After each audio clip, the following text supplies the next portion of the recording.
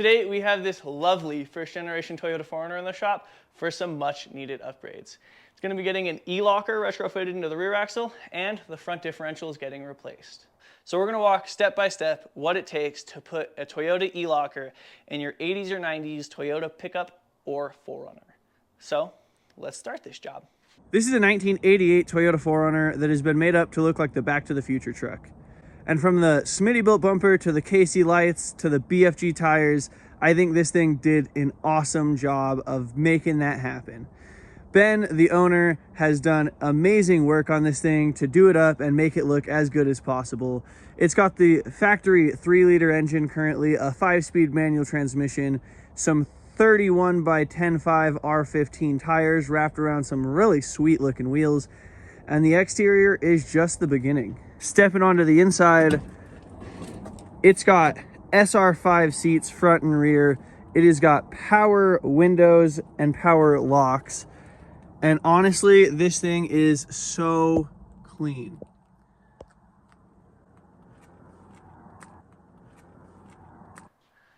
Marty McFly Runner.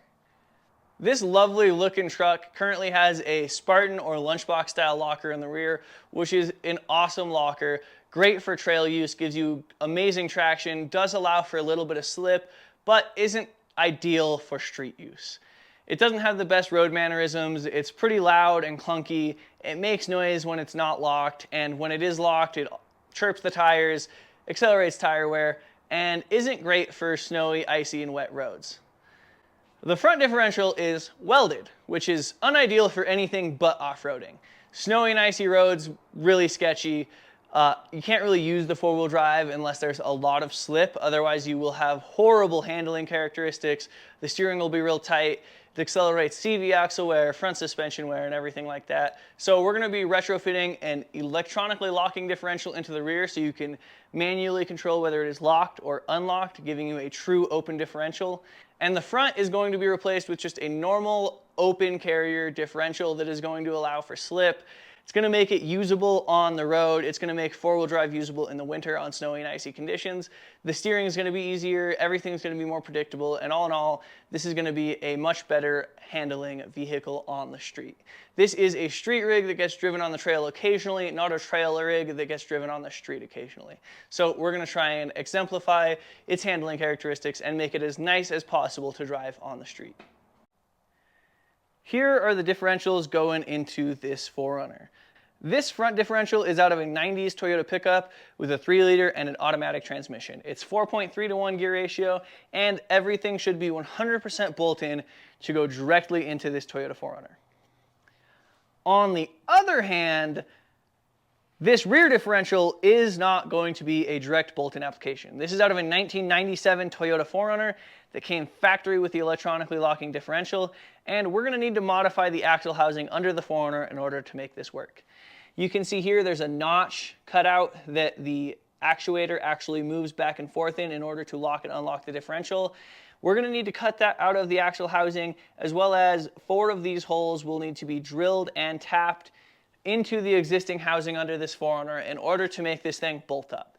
It is not a very difficult job, but it does take a little bit of due diligence to make sure you have all your ducks in order and you do everything right so that when you put it together, everything works, the locker engages and disengages, and you don't have any leaks from the differential. So we're going to walk step by step what it takes to put a Toyota e-locker in your 80s or 90s Toyota pickup or 4Runner. So let's start this job. First thing first, we're going to get all 4 wheels and tires off and drain the front and rear differentials just to hopefully alleviate having a big mess. We're going to have to completely disassemble the rear axle, take both axle shafts out of the housing, the drive shaft off, and then we can get the differential out. The front, we're going to have to take both CV axles out and the drive shaft and disconnect a couple other things in there that actuate and unactuate the differential. Although I'm not sure, since this has locking hubs, if there is a axle disconnect in there. I think it might just be all the time actuated and you unlock the hubs in order to get it to freewheel. Whereas this came out of something with always locked hubs that disconnected the differential shaft internally in order to freewheel and allow slippage all the time.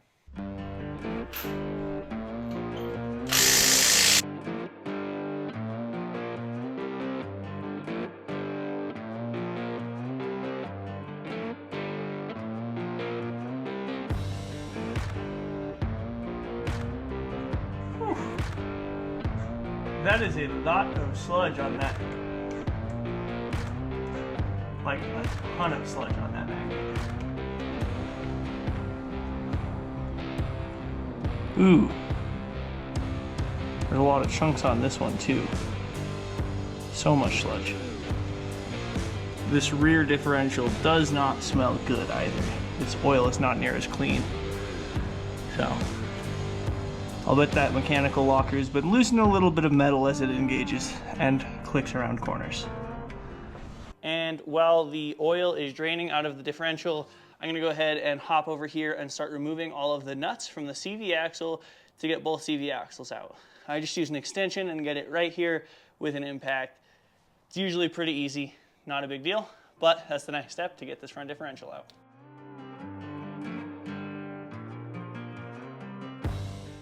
Once you have the front CV axles unbolted, you can go ahead and start disconnecting the drive shaft, and then there are 3 mount points that hold the differential in. On the front of the differential, there's this one that goes through, and then there are the 2 up and down bolts that go through the back of the differential. You're gonna have to remove all of them in order to get this thing out from the car, and after that, it should just drop down. You can slide this one out of the place that it's in, and it's a fairly easy removal. So I'm gonna jump down there, take the drive shaft off, and start getting everything ready to pull the front differential.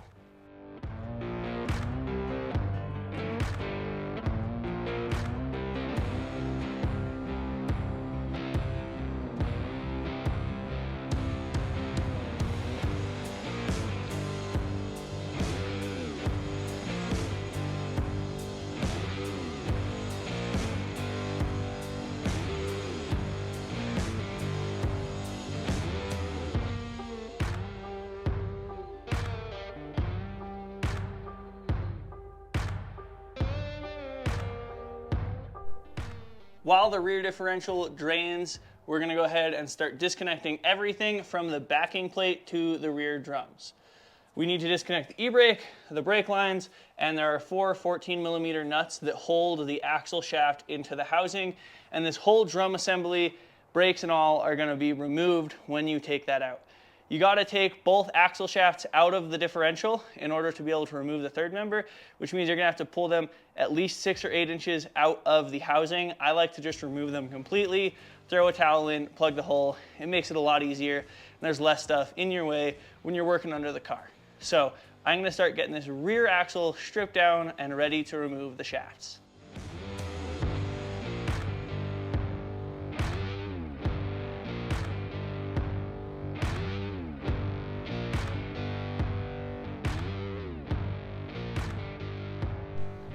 Just like that, we got this axle out, whole shaft. Like I said, the entire brake assembly stays with the axle shaft, and then you're left with the housing. Not much going on in here, and we just got to do the exact same thing to the other side, and then the rear diff will be pretty well ready to pull. All we'll have left is the drive shaft and the nuts actually holding the differential into the housing. So I'm going to hop on the other side, get that taken care of, and then we'll hop under there, take the drive shaft off, and start pulling this third member.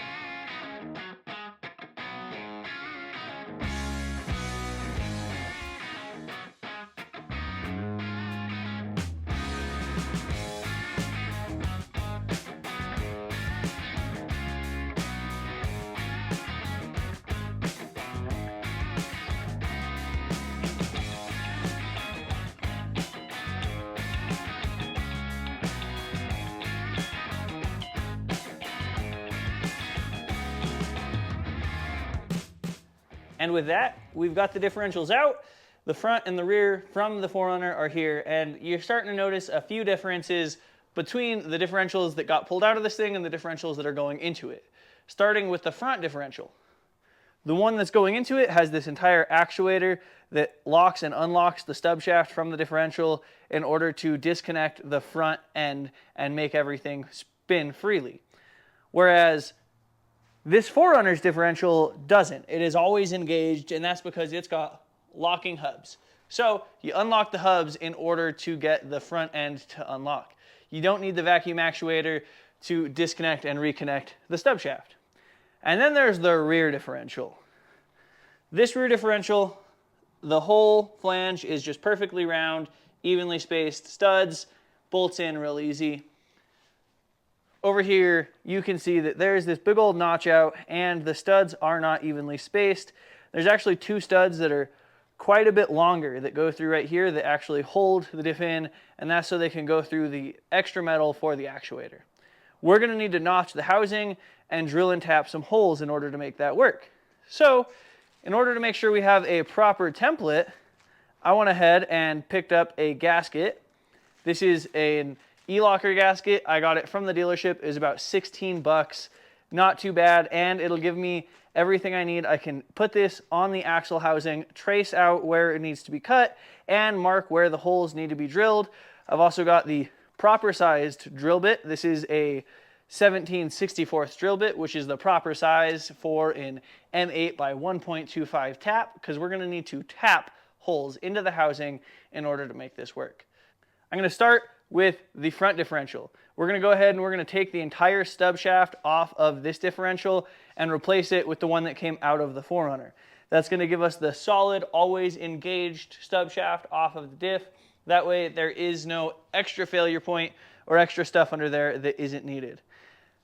The diff that is going into it has some E-Torx. So this is an E14, and that's a reverse Torx that's going to go ahead and remove all those. Whereas the diff that was in it just has some 17mm bolts. So I'm going to go ahead, pull them both apart, swap everything over, and then we'll be ready to reinstall the front differential.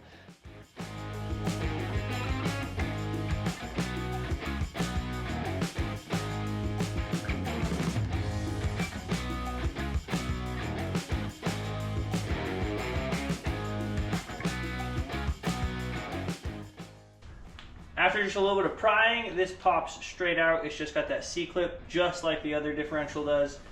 So now I'm going to see if I can get the proper seal for the stub shaft into this. It looks as though this has no seal in there, and so I just need to get the seal from the stub shaft and put it in this differential. So I'm going to call the parts stores, see if I can get the proper seal.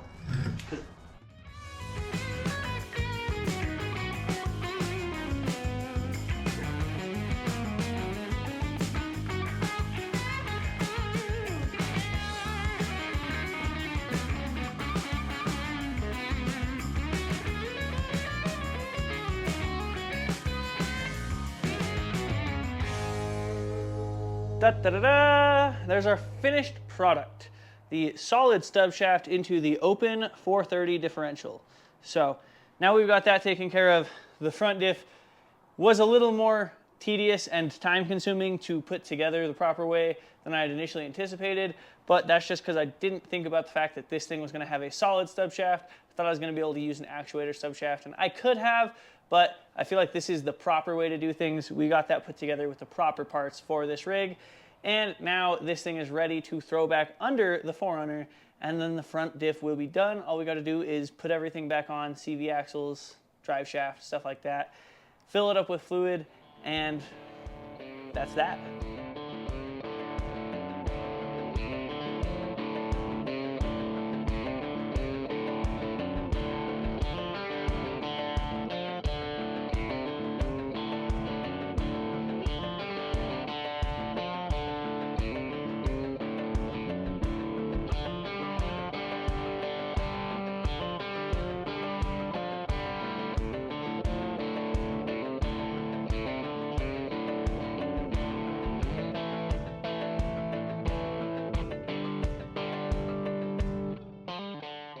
Time to start getting this rear diff fitted up. I went ahead and I fit this gasket onto the differential to make sure all of the holes line up, and it is directional. I wrote H on this side for housing side. The other way, the holes do not line up on the actuator side, so make sure you've got that proper, because if you start marking and drilling, cutting, anything like that, and this gasket's backwards, everything is going to be in the wrong spot, and that's going to lead to a very bad day. Now that we know that this side, the H side, goes towards the housing, we can jump under the rig and start lining everything up. We're going to have to pull out a few studs on the actuator side of the differential. We're going to be cutting right where one stud is, and then there's 2 or 3 others that we need to remove because these bolts don't quite line up. So I'm gonna grab this gasket, jump under there, and start getting things figured out, cleaned up, and marked out for where we need to cut, where we need to drill, and removing the studs that need to come out.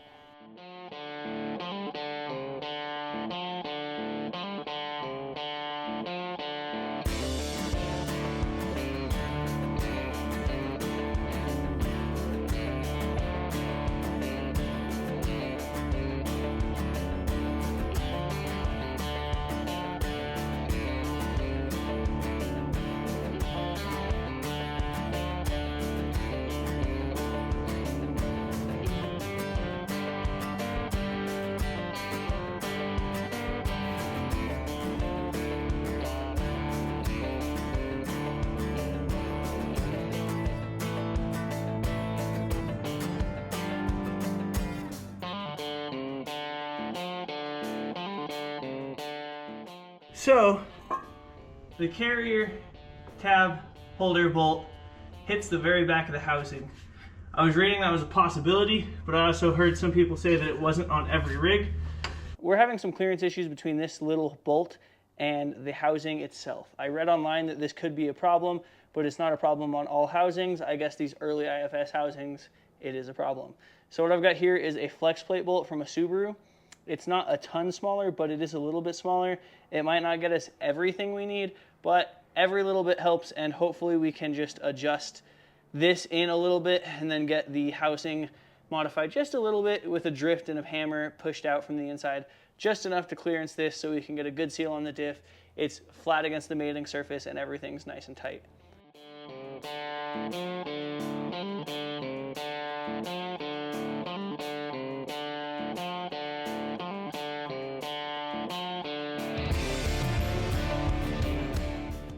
Went ahead and found a perfectly sized drill bit that fits directly in these holes and just drilled ever so slightly to mark the center of the hole with a drill bit. Then we're going to go back through with the perfect size tap drill bit, drill as straight and as smooth as possible, get some holes in this thing ready to be tapped so then we can tap them, put studs in, and this e-locker will be retrofitted. This top hole is not perfectly aligned on the flange, so I'm going to go ahead and install the third member and try and drill that one with the guide of the third member to hopefully make it as straight as possible.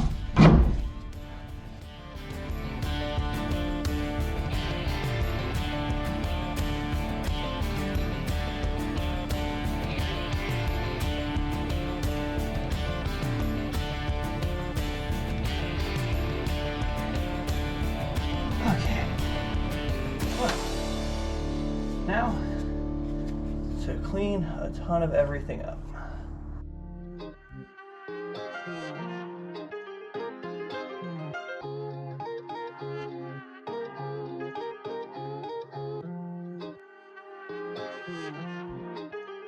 Start it up.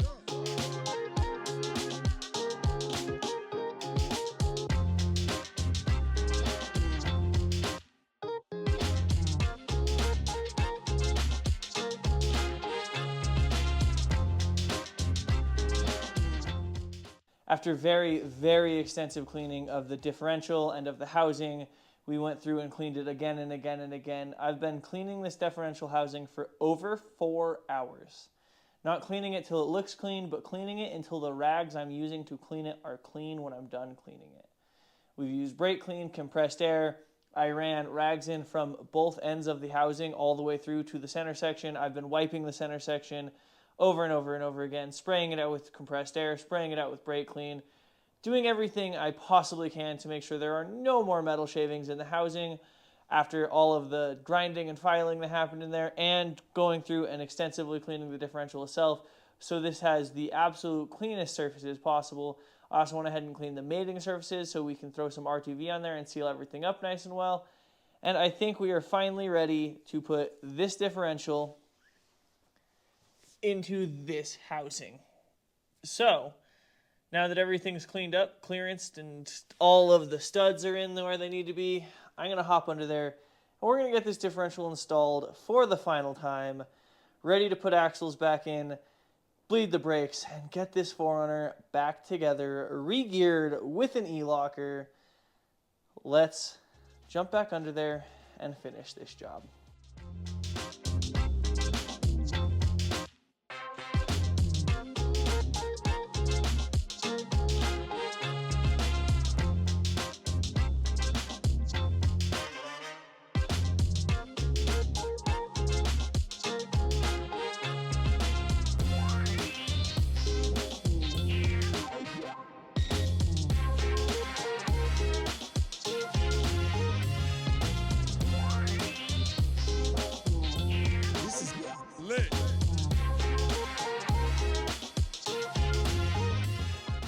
Oh my God, I've been fighting this stupid differential for so long, and it's finally in. I got the actuator on, everything's good to go. I threw this axle in just to be sure. Double check that the differential was unlocked at this point in time. When you throw everything together, you want to make sure it's unlocked if you're trying to keep it unlocked. Right now, Ben does not have a wiring harness for the E-locker. Didn't come factory, obviously, in the first gen 4Runner, considering how much modification I had to do to the rear axle to get it in. So since he doesn't have the wiring for it yet, I'm putting it in the unlocked position, so it's an open differential. He can drive around without having any issues. Now all I got to do is throw the other axle back in. Installing the axle shaft is the exact opposite of pulling the axle shaft. So what you're going to do is you're going to throw the axle shafts back in the housing. After that, you're going to throw all 4 of the nuts onto the backing plate. Get the brakes rehooked up, get the e-brake cable rehooked up, and you'll be good to go.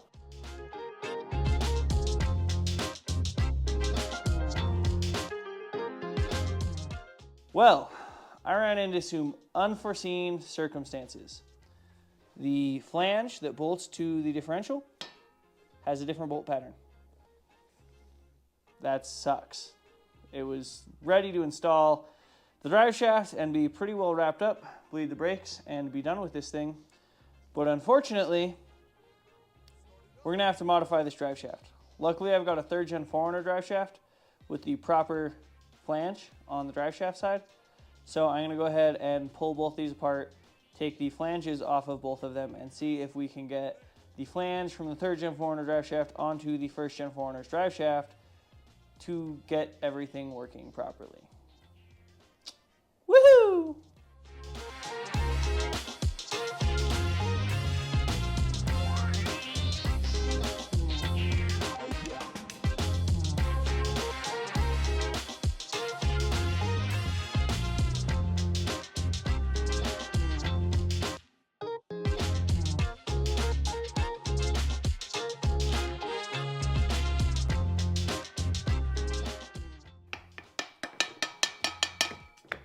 Look at that, and we have a drive shaft that has been rebuilt with the proper flange. Everything moves smooth. We can go ahead, throw this thing back under the 4Runner with the proper flange on it and actually bolt the differential to the transmission. We got the drive shaft swapped over and installed. Installing the drive shaft is super simple after we got everything fixed and the right flange on there. We filled the front and rear diffs with gear oil. We bled the rear brakes. So this thing is just about ready to be taken on a test drive. It is almost midnight though, so I'm going to throw the wheels and tires on it and get ready for a test drive in the morning. And tomorrow morning, when I don't look like garbage, I'll hop in this thing and take it for a test drive. This thing's got a real nice interior, and I'm not trying to get it greasy, gross, and grimy. So wheels and tires, and we'll figure out the rest in the morning. Currently on a test drive in this thing, so let's see on pavement how it does around a nice sharp corner now that we've got the diff swapped.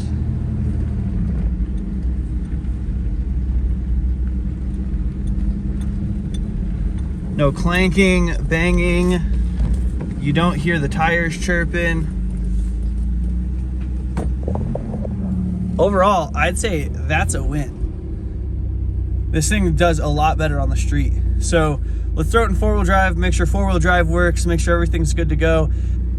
4-wheel drive. Let's see how this thing does around a tight corner now.